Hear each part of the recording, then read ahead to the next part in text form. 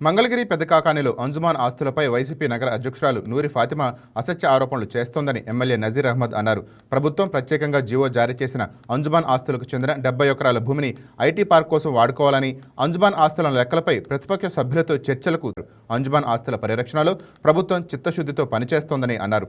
రాజకీయ లబ్ధి పొందడానికి నూరి ఫాతిమా అసత్య ప్రచారం చేయడం మానుకోవాలని హితవు పలికారు. సమావేశంలో ముస్లింలను కాపాడుకునేటువంటి బాధ్యత ఈ ప్రభుత్వానిది.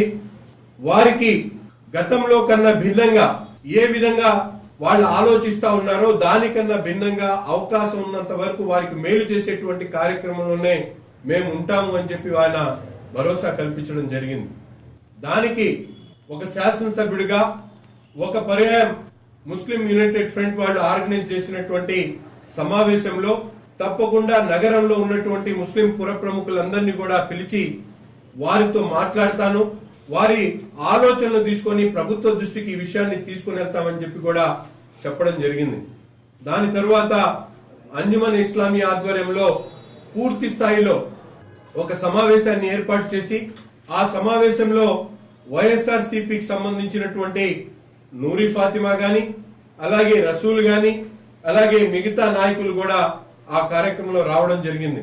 అంతేకాకుండా కాంగ్రెస్ పార్టీకి సంబంధించినటువంటి మస్తాన్ వలీ గారు, నంబూర్ సుబానీ గారు, అలాగే అనేక మంది ప్రముఖులు ఆ కార్యక్రమంలో భాగస్వాములై ఆ రోజు అన్ని విషయాలు కూడా చర్చించుకోవడం జరిగింది.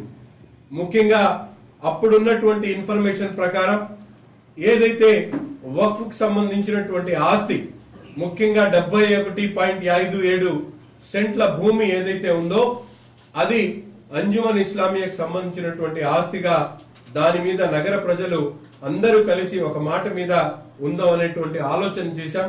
తర్వాత రంజాన్ నెల రావడంతో దాని మీద ఇంకా ముందుకు సాగుతా ఉన్నాం. నోటిఫికేషన్ కి 60 రోజులు ఇవ్వడం జరిగింది. అబ్జెక్షన్స్ రైజ్ చేయడం జరిగింది. తప్పకుండా ప్రభుత్వం కూడా ఎవరైనా అబ్జెక్షన్స్ రైజ్ చేయాల్సినటువంటి వాళ్ళు కలెక్టర్ గారి దగ్గరికి వెళ్లి అబ్జెక్షన్స్ రైజ్ చేయమని చెప్పి ప్రభుత్వమే ప్రైమరీ నోటిఫికేషన్ ద్వారా చెప్పడం జరిగింది.